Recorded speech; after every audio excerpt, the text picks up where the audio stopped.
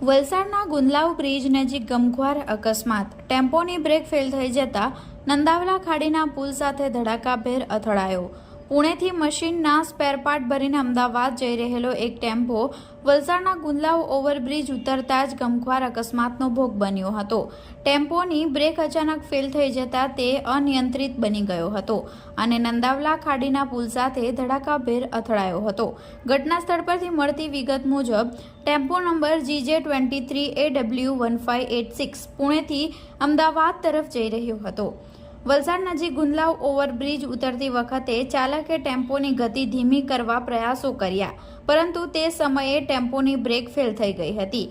Brake fail થઈ જતા tempo બેકાબૂ બનીને રોડની સાઈડે ઉતરી જઈ અંતે તે નંદાવલા ખાડીના પુલના દિવાલ સાથે જોરદાર ટકરાયો હતો।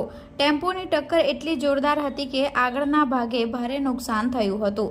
જોકે અકસ્માત એટલો ભયાનક હોવા છતાં ટેમ્પો ચાલકનો આબાદ બચાવ થયો હતો।